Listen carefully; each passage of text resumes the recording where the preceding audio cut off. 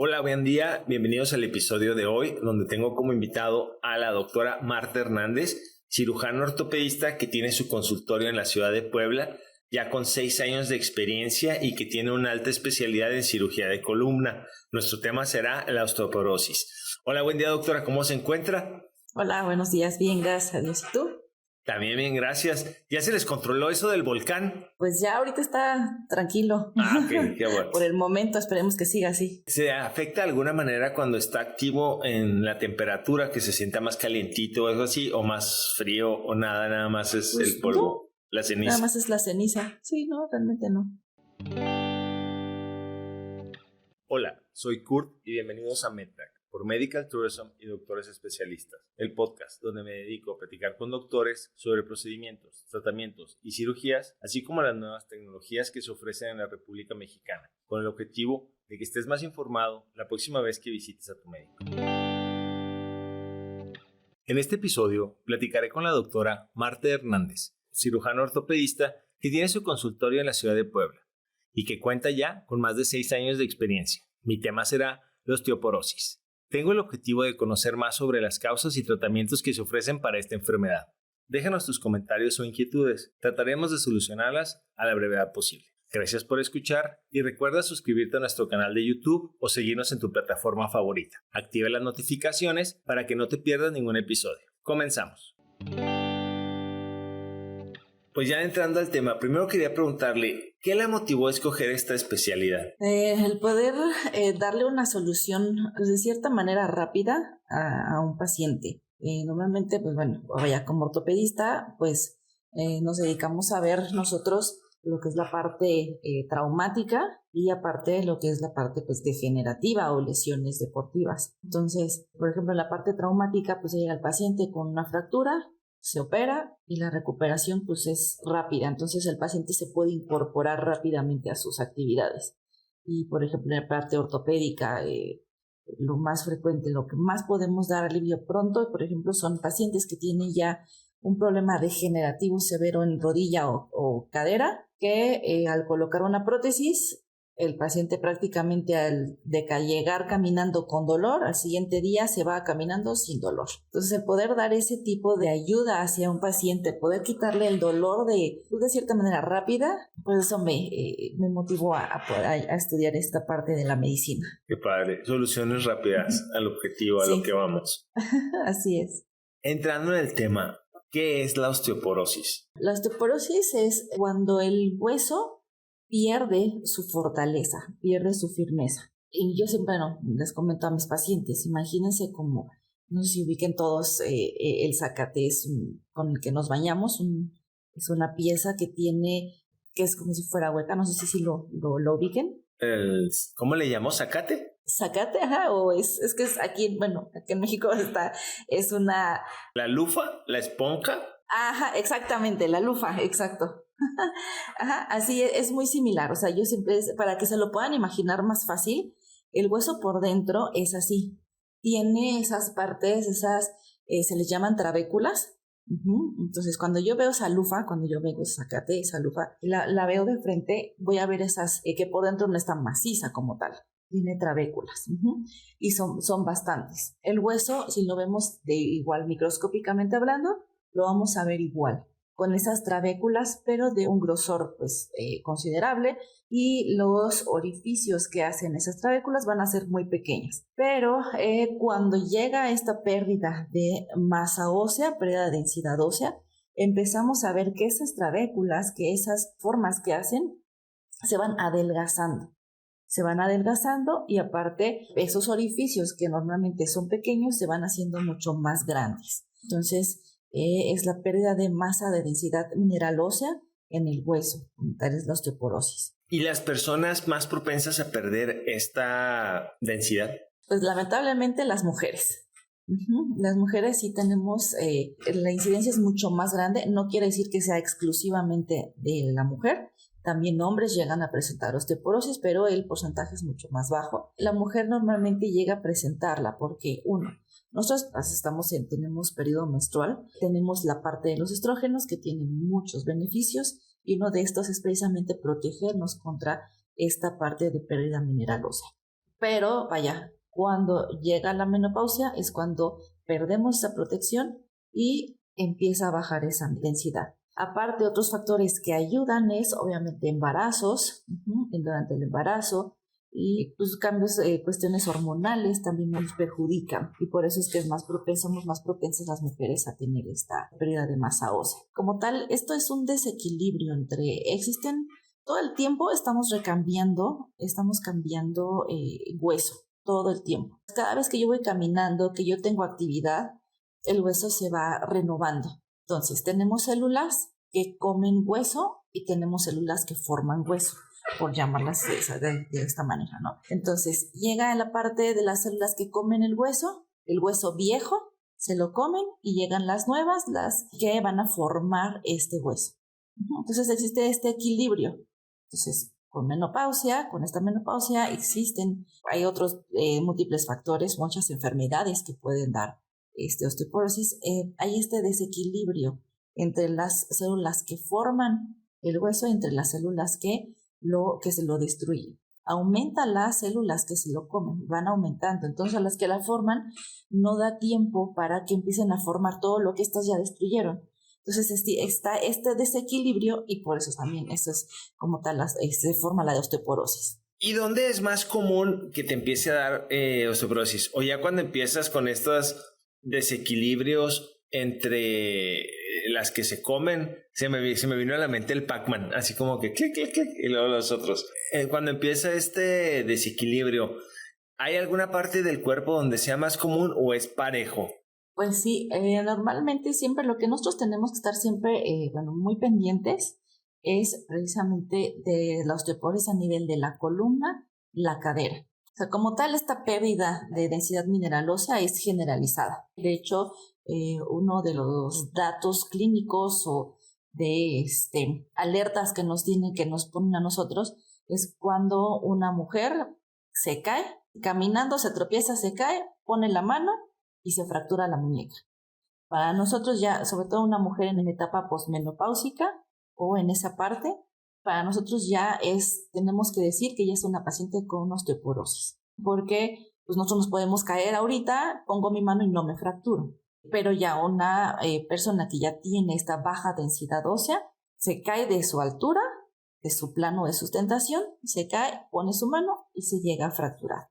Entonces, como tal, es generalizada, pero nosotros tenemos que poner mucha atención el estudio que se utiliza es principalmente a nivel de la columna y la cadera. ¿Por qué? Porque necesitamos evitar esas fracturas por fragilidad. Ahí es a la siguiente pregunta. ¿Cómo se diagnostica con una radiografía, una densitometría? Estaba pensando a ver si me acordaba. Porque digo, ay, te caíste, te fracturaste, sí tienes, no tienes. O sea, ¿cómo le haces? ¿A qué edad? ¿O cuál es el protocolo de decir, tanto para hombres y para mujeres? Decir, a esta edad me tengo que ir a hacer, no sé, ¿qué prueba te haces para ver si ya estás empezando ese proceso? Exactamente, el estudio es precisamente la densitometría ósea. De hecho, es un estudio muy sencillo de realizar. Se acuesta al paciente sobre una mesa clínica y hay pues viene el aparato donde a través de rayos X, o sea, no es lo mismo que una radiografía, o sea, no es la misma cantidad de radiación, pero sí se utiliza radiación para hacer el estudio. Lo que hace esta máquina es precisamente va a contabilizar qué tanto de rayo pasa a través del hueso.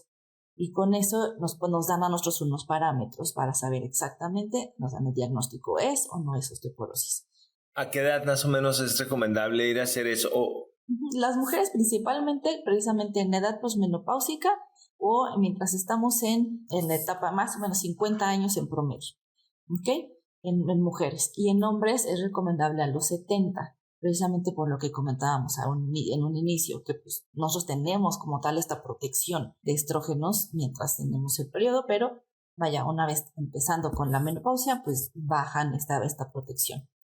En el hombre por eso no es necesaria, a menos que tenga alguna condición médica como hipotiroidismo, problemas a nivel de tiroides, alguna otra enfermedad a nivel renal. Bueno, ahí sí ya cambian los criterios. pero de manera normal, hombres 70 en promedio y mujeres en 50 en promedio. Si yo no he llegado a esa edad, ¿hay algún síntoma o algo que yo pueda decir, puede ser que tenga osteoporosis? No, lamentablemente no. De hecho, por eso es que ya muchas mujeres llegan, hablo siempre de mujeres precisamente por esto, porque es mucho más frecuente, pero sí, llegan ya muchas pacientes fracturadas de la muñeca que nunca se han hecho un estudio. Incluso mujeres jóvenes, precisamente, o en la premenopausia, o sea, ni siquiera han llegado a la menopausia, en la premenopausia, no sé, 49, 48, 49 años, que llegan con fracturas de muñeca que, pues vaya, que no es frecuente, o sea, no quiero decir normal, pero o sea, no es una caída de baja energía, que es esto, que es al tropezarse caigo, que nos fracturemos. Entonces, como tal, no hay un síntoma, no hay signos, no hay síntomas para determinar esto. Por eso es que yo como mujer tengo que procurar siempre hacerme, ya cuando estoy empezando con esa parte de perimenopausia, menopausia, tengo que hacerme una densitometría ósea. ¿Hay tipos? De osteoporosis no. O sea, solo es una ya. Es una, pero con esa nos basta para ubicar a muchos pacientes, sí, lamentablemente claro. Sí.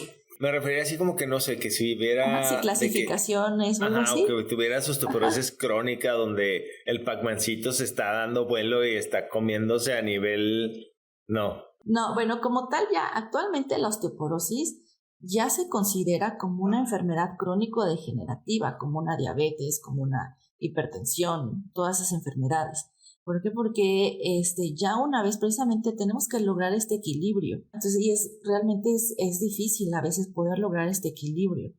Entonces, necesitamos tener, pues, obviamente al paciente o al general controlado precisamente para que si yo suspendo el tratamiento, lo que ya gané de masa ósea lo puedo perder.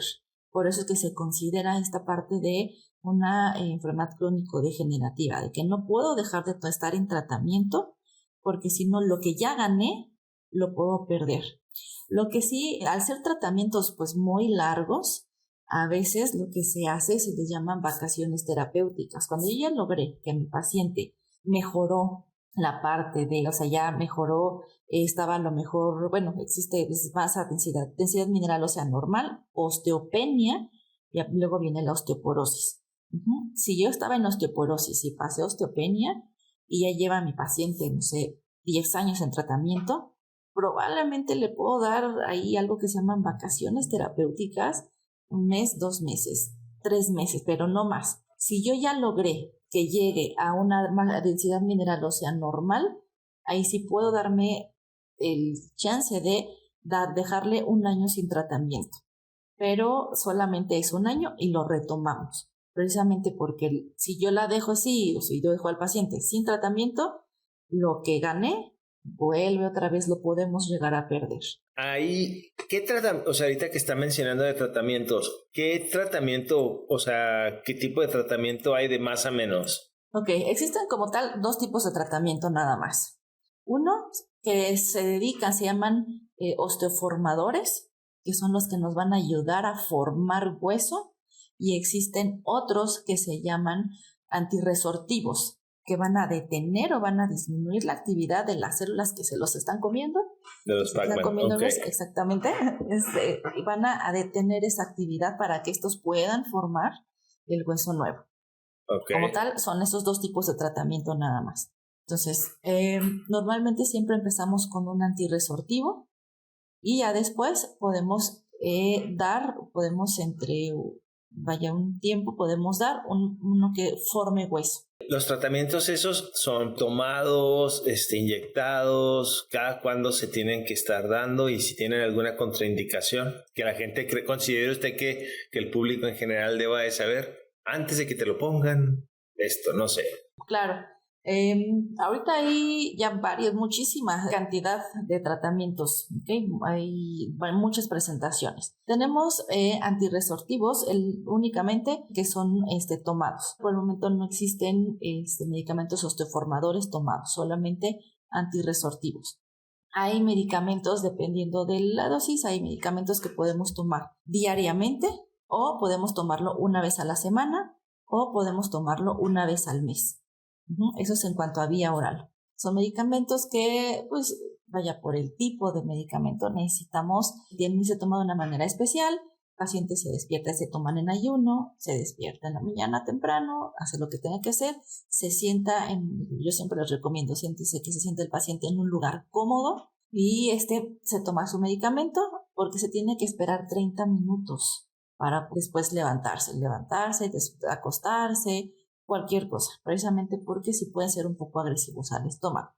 No quiere decir que sí nos va a dar una gastritis, ni mucho menos, ¿no? Si lo tomamos bien, no pasa nada. Por eso es que son un poquito más incómodos, eso es precisamente por esta parte de que me lo tengo que tomar, me tengo que esperar, no me muevo. Muchas veces ese tipo de tratamientos en ocasiones hacen que el paciente deje el tratamiento pues por la molestia de estarse esperando 30 minutos antes de poderse mover. Existen otros tratamientos que son precisamente ya son inyectados.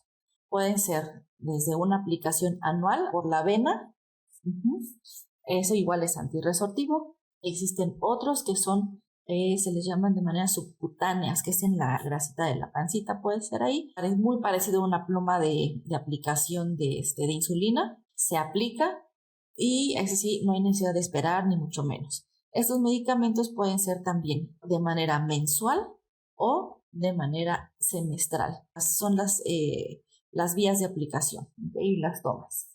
Actualmente ahorita acaba de salir un nuevo medicamento que tiene la doble función. Se aplica mensualmente a nivel de ese subcutáneo, que en los primeros 6 meses me van a evitar, o sea, actúa como antirresortivo y los otros 6 meses van a formar hueso. Este medicamento se tiene que aplicar durante 1 año y después tenemos que cambiar al que es de manera semestral. Ahora, este medicamento, como tal, ningún otro tiene contraindicaciones excepto este. Por la forma de actuar, no se recomienda a pacientes con problemas a nivel cardíaco. Ese no se recomienda. Que tiene esta doble función y que se aplica mensualmente y que es durante 1 año, no se recomienda. Ahí yo he escuchado, doctora, que por ejemplo, a ver si nos saca de la duda, que las personas que se ponen la inyección, que yo asumo que es la que evita que se coman el hueso malo, que frena esos. Entonces, cuando vas a ponerte implantes dentales, si te pones esa inyección, yo por lógica asumo que si están bloqueando que se coma el hueso malo, estás teniendo algún daño en el hueso directamente por el implante, esto y lo otro, y eso puede generar algún tipo de complicación porque tu cuerpo no se está autoeliminando esa hueso lastimado, no se lo está comiendo porque lo tienes frenado con la inyección. Entonces puedes tener algún tipo de riesgo en implantes cuando estás bajo alguno de estos tratamientos, implantes dentales o no sé, aclárenos. Sí, claro. Sí existe. Hay como tal no es una contraindicación absoluta, pero sí no es tan recomendable. Primero, lo recomendable es primero iniciar con cualquier tratamiento dental, terminarlo antes de poderse aplicar la inyección. Realmente la incidencia de este problema a nivel dental es una necrosis mandibular. ¿Qué quiere decir esto? Que el hueso se muere, se puede llegar a morir el hueso. La incidencia de esta complicación es realmente muy baja, por eso es una contraindicación, pues como tal es relativa, no es absoluta. Porque yo preferiría, no sé, tal vez empezar un tratamiento, tal vez después suspenderlo para que el paciente se atienda la parte dental y después continuamos con el tratamiento. Porque me interesa un poquito más a mí el evitar una fractura por fragilidad que a lo mejor pues la necesidad de colocar un implante. ¿Por qué? Porque es mucho más catastrófico una fractura, por ejemplo, de cadera en un adulto mayor que tal vez necesite que le pongan un implante dental. ¿Okay? Pero sí, si estamos en una osteoporosis severa, yo preferiría esperarme a colocar el implante antes para empezar con un tratamiento. Ya una vez que mejore un poquito la condición de osteoporosis, y ahora sí puedo darme el permiso de suspender ese tratamiento o cambiarlo por otro, y ya después para poderme aplicar el implante. Entonces ahí lo recomendable sería para la gente que nos escucha, a ver si le entendí bien, si traes problemas de osteoporosis, si estás tomando algún tipo de medicamento y vas con el dentista por cualquier cosa y te quiere hacer algún procedimiento, por lo general el dentista te tiene que preguntar si tienes osteoporosis. En caso de que vayas con un dentista que se le pase la onda y preguntar, siempre consúltalo con tu ortopedista. Y ya el ortopedista pues te va a decir, continúa o no hagas esto o lo pausamos, y va a ser como que tu ancla de guía, porque como usted está diciendo, que se me hace muy acertado. O sea, tienes dos malestares. Uno es el diente, otro es la posible cadera. O sea, digo, un diente te puedes poner, no necesariamente un implante, te pueden poner a lo mejor algo removible que te ayude a eso, pero pues una cadera, aunque sí te la pueden reemplazar, pero te va a salir más caro y va a ser más friega que andar. Aunque no se crea eso, también de no poder abrir la boca, créame que es muy fastidioso. Y así con esos implantes de cadera que se avientan, que al día siguiente ya está la paciente bien, se me hace que igual ya está más latoso los dientes. ¿Quién sabe? Sí, es importante, más que le pregunte si tiene osteoporosis, que si toma algún medicamento o si está en algún tratamiento. Eso es lo que deberían de preguntar. Normalmente el dentista es preguntar siempre qué tratamiento está tomando, y si no pregunta, pues si uno como paciente sabe que estoy tomando o me están aplicando este medicamento. Ya escuché el podcast y ya nos dijo la doctora Marta que teníamos que hacer esto.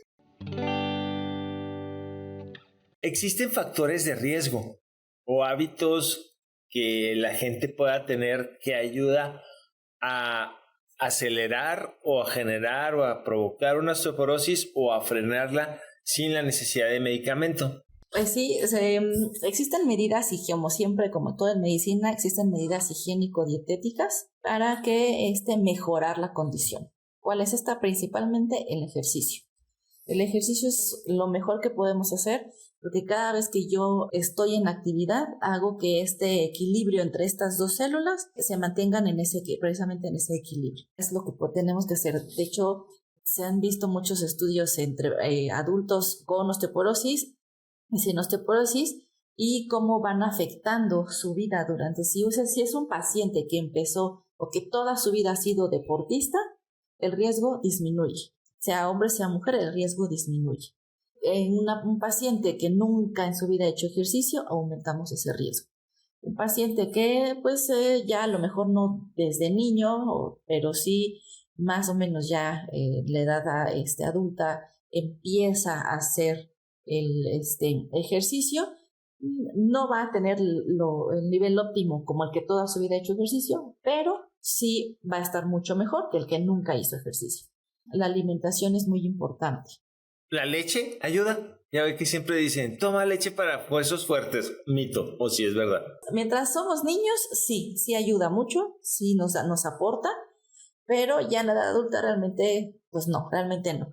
Pero si alimentos con calcio, como pueden ser charales, pueden ser todas las hojas verdes, el maíz, el amaranto, hay infinidad de alimentos que son ricos en calcio. Tomar baños de sol, los bañitos de sol son muy buenos también porque ayudan a que podamos absorber mejor ese calcio. Y vitaminas, sobre todo hay una que ahorita cuando pasó todo el COVID, vieron que esta vitamina tenía mucho más importancia que la que le daban, que es la vitamina D, que les ayudó mucho a muchos pacientes cuando ahora en el COVID tuvieran muchos, las complicaciones o que les diera un cuadro muy fuerte de esta enfermedad. Y en la osteoporosis ayuda muchísimo a la parte igual de absorción de calcio. Obviamente obesidad perjudica. La obesidad aumenta el riesgo de osteoporosis. Entonces, lo mejor, ejercicio, dieta, sol.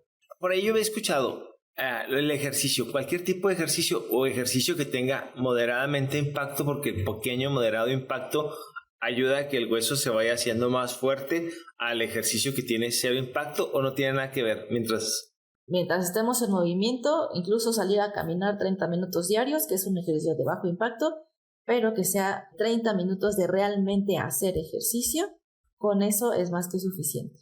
Porque luego dicen, es que yo hago mucho ejercicio porque voy, bajo, subo, voy a comprar esto, regreso, voy por los niños. No, porque eso ya son actividades bajo estrés, entonces ya no es lo mismo.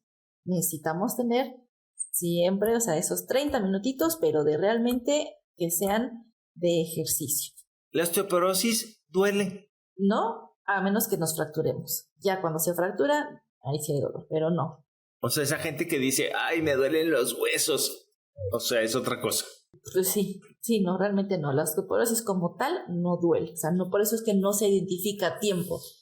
Por eso es que no tenemos algún síntoma como una gripa que hay, como que me siento el cuerpo cortado y lo puedo diagnosticar antes de. No, lamentablemente no. ¿Hay alguna enfermedad que se derive a raíz de fuera de las caídas? Por ejemplo, que si tienes osteoporosis, es como que la primera parte de ¡pum! Ya viene algo más fuerte. No, al contrario, podemos tener otros tipos de enfermedades que me derivan a osteoporosis. La gente que tiene cálculos renales, ¿aún así puede tomar suplementos como calcio o comprimidos de calcio o algo así?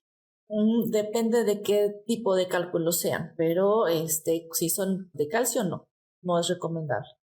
Suplemento no, pero sí lo podemos dar con el alimento, obviamente, porque no es lo mismo dar una tableta con, no sé, X miligramos de calcio y comer algo que tenga poco calcio. Eso sería también algo que deberías de consultar directamente con el doctor o el especialista que te está tratando los cálculos para colaborar en conjunto, o es algo que ya directamente ustedes determinan como ortopedistas. Claro, normalmente cuando el paciente tiene ya viene diagnosticado, ya sabe de qué son.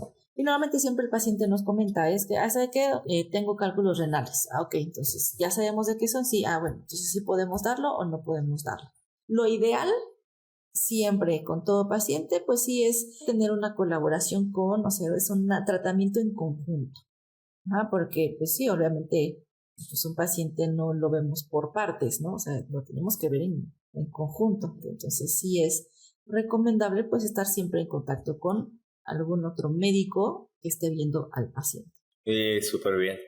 ¿Algo que le gustaría agregar? ¿Algo que crea que se me pasó o algo que le gustaría dejar más claro o lo que sea? Pues nada más que sí, tenemos conciencia de que esta enfermedad pues necesita ser diagnosticada a tiempo para evitar precisamente las fracturas por fragilidad. Algo que sí nos da un dato que sí se me estaba pasando es pérdida de estatura. La pérdida de estatura sí es un dato importante para sospechar osteoporosis. Por ejemplo, que hayamos perdido, esto es en promedio, 3 centímetros más o menos, entre mi estatura actual y mi estatura máxima, o sea, lo más que he medido cuando llegué a mi tope de crecimiento, porque muchas veces decimos, no sé si lo han escuchado, que digan, es que yo medía 1,70 y ahora mido 1,68. Entonces, eso es como que sí es un dato importante que habría que considerar, o que mida menos, por ejemplo, de 2 centímetros una diferencia de 2 centímetros entre la última medición, no importa a qué edad fue, y la medición actual. Eso sí sean datos importantes. Es frecuente el escuchar, es que yo medía tanto y ahora mido tanto. Entonces ahí es como que un dato de alerta, un foco para checarnos, ir a hacernos una densitometría y acudir al médico que nos valore. Ok, excelente recomendación. La verdad como que me quedé pensando así de que, canijo, ya me encogí. No, tienes osteoporosis. Ojo con eso. Y por último, ¿cómo la encuentran? Nomás no de su celular personal. If you're traveling for medical tourism and need accommodation, transportation, or a guided tour, visit the service section on our website, where you will find the best options we found for you. Follow the link on the description and start planning your medical trip today. Y por último, ¿cómo la encuentran? Nomás no de su celular personal.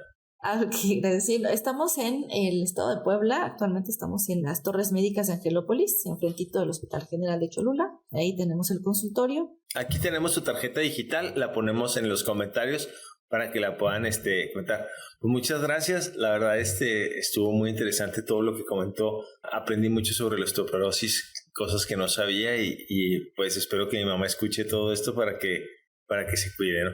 Y las mamás de todos, o claro, las tías, sí, o las hermanas, exacto, lo que tengan. Sí, así es, y prevenir fracturas es lo más importante. Claro. Pues muchas gracias y que tengan excelente resto del día. No, al contrario. Gracias, igualmente, hasta luego. Bye. Después de mi plática con la doctora Marta, puedo concluir que la osteoporosis afecta a más mujeres que a hombres.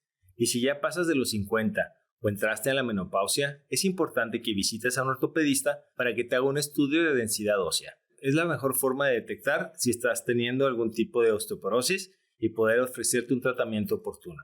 Déjanos tus comentarios o inquietudes. Trataremos de solucionarlas a la brevedad posible.